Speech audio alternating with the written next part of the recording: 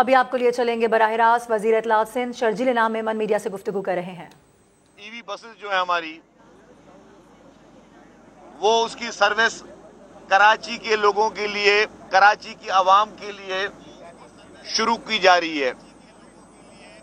पूरे पाकिस्तान भर में आज तक कोई भी ऐसा शहर नहीं है जहां पे ये ईवी बसेस शुरू की जाएं। ये ईवी बसेस एनवायरनमेंट फ्रेंडली है, ये बिजली पे चलती हैं, चार्जिंग पे इनका ईंधन चार्जिंग है, बिजली से चार्ज करके ये बसेस चलती हैं। और ये बस, इस पे किसी किस्म की कोई आलूदगी नहीं है, कोई पॉल्यूशन नहीं है। एक चार्जिंग के बाद ये बस 200 किलोमीटर तक चल सकती है। ये पूरे पाकिस्तान भर में अल्हम्दुलिल्लाह हुकूमत सिंध वाहिद गवर्नमेंट है जिसने सबसे पहले ये बस सर्विस शुरू की है।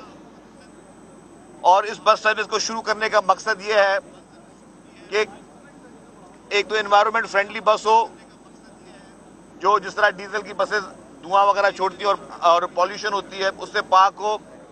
दूसरा, कम से कम किराए में बेहतर से बेहतर सहूलत के साथ कराची के शहरियों को ये तोहफा पाकिस्तान पीपुल्स पार्टी की हुकूमत सिंध की जानिब से दिया जाए।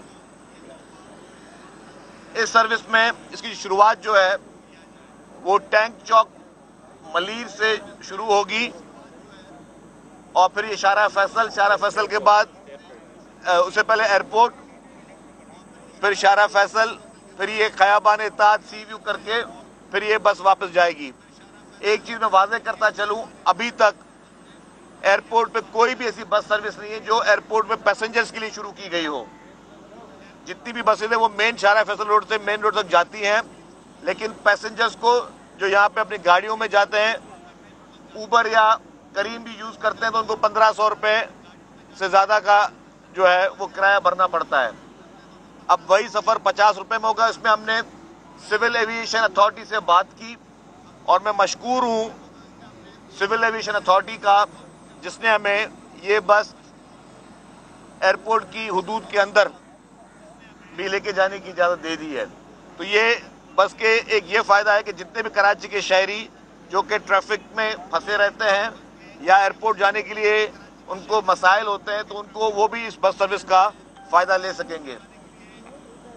इससे पहले अब्दुल सत्तार ईदी लाइन, ऑरेंज लाइन, वो भी अब BRT, वो पाकिस्तान पीपुल्स पार्टी की सिंध हुकूमत ने कराची के लिए शुरू की, जो सबसे हमारी कामयाब सर्विस जारी है पीपुल्स बस सर्विस। वो भी कराची में अल्हम्दुलिल्लाह बड़ी कामयाबी के साथ वो सर्विस चल रही है। हैदराबाद हम शुरू कर चुके हैं, लाड़काना जो है वहां पे ये बस सर्विस चल रही है और अब इंशाल्लाह 2-4 दिन में सक्खर में भी ये बस सर्विस शुरू की जा रही है। तो इस वक्त जिस तरह हमने कहा कि पाकिस्तान पीपुल्स पार्टी की हुकूमत सिंध की अवलीन तरजीह यह है कि सिंध भर में ट्रांसपोर्ट की बेहतर से बेहतर सहूलियात दी जाएं। चेयरमैन पाकिस्तान पीपुल्स पार्टी मोहतरम बिलावल भुट्टो जरदारी साहब ने खुसूसी हिदायतें सारे कैबिनेट मेंबर्स को दी हैं कि ज़्यादा से ज़्यादा सहूलियात जो हैं वो अपनी आवाम को दें। प्रेसिडेंट मोहतरम आसिफ अली जरदारी साहब की भी खुसूसी तौर पर इसमें दिलचस्पी है और वज़ीर आला सिंध सैयद मुराद अली शाह साहब जो कि हमारी इस पूरी टीम के कैप्टन हैं, उनके ताउन के बगैर कोई भी सर्विस जो है शुरू करना वो मुश्किल है। तो उनका भरपूर ताउन जो है और भरपूर ओनरशिप जो है चीफ मिनिस्टर साहब की, वो इन तमाम प्रोजेक्ट्स को हासिल है। और सिंध हुकूमत जिसने कराची में हमेशा फोकस किया कि टॉप प्रायोरिटी हो डेवलपमेंट कामों की, सॉलिड वेस्ट मैनेजमेंट भी नासिर शाह साहब मौजूद हैं, उनकी मेहनत से मुख्तलिफ इजला में सॉलिड वेस्ट मैनेजमेंट भी कामयाबी से काम कर रही है, कचरे का काम भी हो रहा है। बाकी भी इंफ्रास्ट्रक्चर पे कराची में हमेशा बात होती है, इंफ्रास्ट्रक्चर पे भी बहुत ज़्यादा काम जो है वो सिंध हुकूमत कर रही है।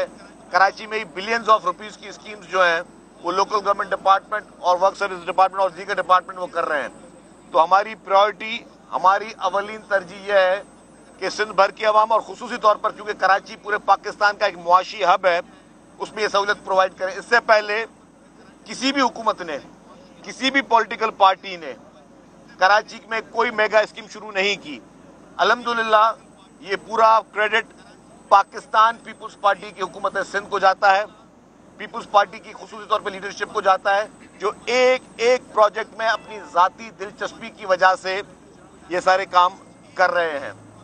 तो इंशाल्लाह ताला अब मेरी गुजारिश होगी आवाम से भी कि जो पूरे पाकिस्तान में वाहिद बस सर्विस आपको मिल रही है तोहफे में सिंध हुकूमत की जानिब से, तो इसका ख्याल रखें, इस पे किसी किस्म के निशानात या किचरे से इसको पाक रखें। ये आपके लिए सहूलत है, ये आपके लिए तोहफा है और ये आपके लिए ही चीज़ जारी रहेगी। और इंशाल्लाह ताला इस तरह के मजीद प्रोजेक्ट्स भी हुकूमत सिंध लेकर आएगी, क्योंकि हम समझते हैं कि जो भी आवाम के मसाइल हैं, जो यहाँ ट्रैफिक के इशूज़ हैं या जो पोल्यूशन के इशूज़ हैं या बाकी इशूज़ हैं, उसमें हमने और आवाम ने मिलकर ये काम करना है, क्योंकि आवाम ने मैंडेट पाकिस्तान पीपुल्स पार्टी को दिया। आवाम यही समझती है कि वाहिद सियासत करना, सियासत के नाम पर फितना करना और फिर लोगों को एक गलत किस्म के प्रोपेगेंडास पे लोगों को मसरूफ किया। इन लोगों के पास बेचने के लिए कुछ नहीं है। अल्हम्दुलिल्लाह पाकिस्तान पीपुल्स पार्टी की सिंध हुकूमत के पास एक तवील लिस्ट है, हर फील्ड में, हेल्थ सेक्टर में, पाकिस्तान भर में। जिस तरह आज मैं फख्र के साथ कह रहा हूँ अल्हम्दुलिल्लाह कि पाकिस्तान भर में पहली दफा ईवी बसेस जो हैं वो कराची में शुरू हो रही है, तो मैं ये भी फख्र के साथ कहता हूँ कि पाकिस्तान भर में जो हेल्थ फैसिलिटीज कराची में मौजूद है वो पूरे पाकिस्तान में मौजूद नहीं है। ओपन चैलेंज के साथ किसी भी पार्टी का लीडर या सरबरा आ जाए और हमसे बहस करके दिखा दे कि जिस तरह के infection disease hospital, NICVD, cancer के हॉस्पिटल्स, जो आपके गवर्नमेंट के इंस्टीट्यूट हैं, ये सारी चीजें अल्हम्दुलिल्लाह ये अरबों रुपए जो आवाम के टैक्स के पैसे थे वो जानतदारी से, ईमानदारी से, नेक नीयत से और इंसानियत के नाते वो सारी चीजें इस्तेमाल हुई और वो आवाम को वो सहूलियात मिली। तो अल्हम्दुलिल्लाह अब भी जो फैसिलिटी हम दे रहे हैं वो इससे ज्यादा भी फैसिलिटीज आएंगी, क्योंकि हुकूमत सिंध जो कि पाकिस्तान पीपुल्स पार्टी की वो समझती है कि अवाम की खिदमत करने में ही हमारा असल जो है वो हमारी इलेक्शन है, क्योंकि हम समझते हैं कि हम हमेशा अवाम के वोटों से आए हैं। हम कभी, हमारे लिए कभी जिंदगी में हिस्ट्री में कोई नहीं कह सकता कि जिस तरह माजी में यहाँ पे नेशनल असेंबली की इलेक्शन हुई कि जी आपको RTS बिठाकर या ठप्पे लगवा के आपको इख्तियार दिया जाएगा। हमारा रिश्ता अवाम से रिश्ता है और अवाम वोट हमें इसलिए देती है कि अब आपको पता है कि ये वाहिद पार्टी है, ये वाहिद हुकूमत है जो ज्यादा से ज्यादा रिलीफ देती है। मसाइल हैं, मसाइल को मानते हैं और मसाइल के हल के लिए दिन और रात पूरी काबीना अपनी लीडरशिप के कहने पर अमल पैरा है। ये बताएं शर्जील साहब कि आपने ये बड़ी जबरदस्त बस सर्विस शुरू की है और रात भी आपने एक फखरिया पेशकश की थी पॉलिटिकल सर्विस के हवाले से। क्या बल्दियाती इदारों की जो बस है उसको ब्रेक लगाने के लिए कोई मजीद कानून साजी आप करने जा रहे हैं, ऑर्डिनेंस लाने जा रहे हैं, या जूं के तू आज जो इलेक्शन कमीशन का फैसला है उसे मानकर आप 16 तारीख को 15 तारीख को आप जो है वो बल्दियाती इंतखाबात की बस को रन करने जा रहे हैं, या देखिए ब्रेकर? मैं एक वाज़ेह कर दूं, कुछ इख्तियारात अदालतों के पास होते हैं, कुछ इख्तियारात इलेक्शन कमीशन पाकिस्तान के पास होते हैं, कुछ इख्तियारात हुकूमतों के पास होते हैं। हुकूमत सिंध ने 10-1 जो कल सिंध काबीना ने जो नोटिफिकेशन वापस लिया, वो नोटिफिकेशन निकालने का इख्तियार कानून में हुकूमत सिंध का है, वो नोटिफिकेशन विड्रॉ करने का इख्तियार कानून के मुताबिक हुकूमत सिंध का है और वो हमारा एक आईनी इख्तियार है।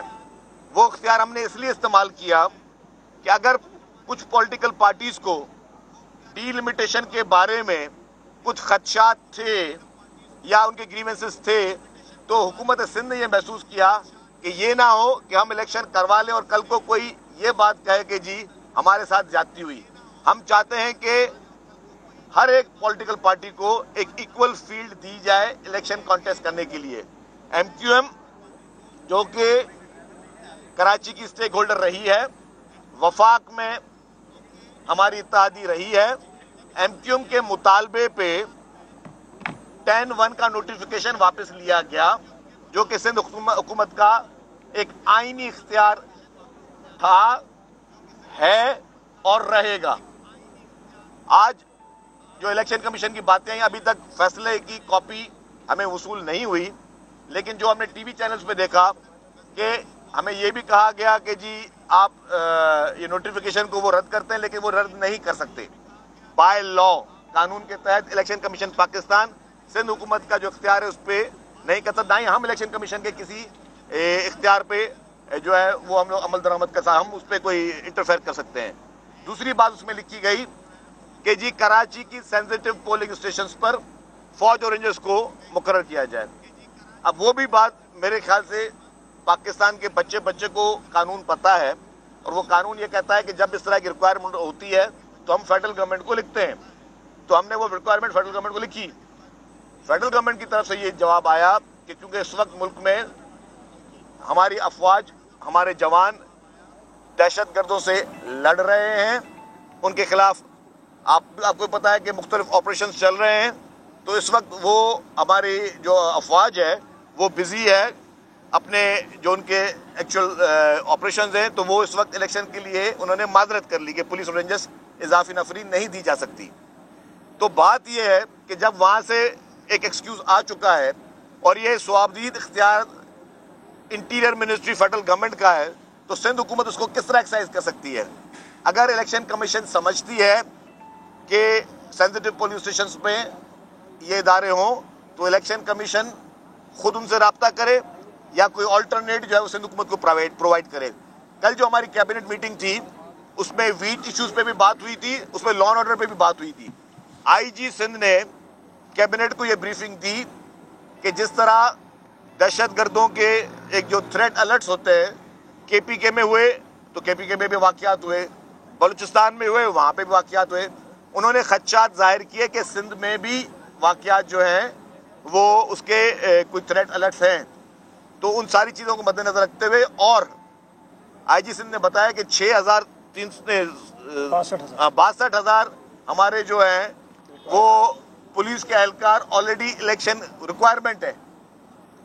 इन पोलिंग स्टेशंस को अगर कराची हैदराबाद को भी इंक्लूड कर दिया जाए, जो सिंध के बाकी 8 जिला के इलेक्शन थे, तो 62,000 पुलिस एहलकार जो है उनकी रिक्वायरमेंट है। तो मैंने ही आईजी साहब से सवाल पूछा कि क्या 62,000 आपके पास हैं? तो उन्होंने कहा कि जी अगर हम 62,000 को काउंट करने के लिए उनकी डिप्लॉयमेंट के लिए जाएंगे तो हमें तमाम थानों से भी पुलिस मंगवानी पड़ जाएगी। हमारे पास मस्जिदों के बाहर भी पुलिस की सिक्योरिटी होती है, इमाम बारगाहों के बाहर भी होती है, मजहबी रहनुमा होते हैं, बाकी जो कुछ लोगों के लिए पास भी पुलिस की जो सिक्योरिटी होती है। तो अगर हम सारी पुलिस को सिर्फ इलेक्शन के लिए खड़ा कर दें और खुदा ना खास्ता पीछे कोई वाकया हो जाए, जो थ्रेट अलर्ट मौजूद है, तो जिम्मेदारी कौन लेगा? हमें वो भी पहले बताया जाए कि जी फलाना इदारा जिम्मेदारी उठाता है कि अगर सारी पुलिस 100% आप थानों से भी निकाल दो, मस्जिदों से भी निकाल दो, मुख्तलिफ जगहों से भी निकाल दो और सबको सिर्फ इलेक्शन ड्यूटी में डाल दो, तो जिम्मेदारी कौन लेगा? तो किसी ने एडवांस में अपनी जिम्मेदारी जरूर उसको तयन करना होगा। दूसरी बात ये जो दादू के हवाले से भी मैंने कही थी कि दादू की सिर्फ 2 तहसीलों के लिए हम इलेक्शन कमीशन ऑफ पाकिस्तान को एडवांस में लिख चुके थे कि खैरपुर नाथन शाह और खैरपुर नाथन शाह और मेहड़, वहां पे अभी तक पानी मौजूद है। हमारी उस बात पे भी कोई, और ये लेटर हम पहले लिख चुके थे कल की कैबिनेट मीटिंग से पहले, काफी दिन पहले, लेकिन उधर से भी अभी तक कोई जवाब नहीं आया। जो हमें जो जहां तक इत्तला दी थी वहां पे भी इलेक्शन कराने तैयार है। अब जो वो 2 तहसीलें हैं जो आज दिन तक अंडर द वाटर हैं, तो उस सैलाब में जहाँ पे सैलाब का पानी मौजूद है, लोग कैसे जाएंगे वोट देने के लिए? हमने कहा कि दादू और जोई में इलेक्शन कराया जाए।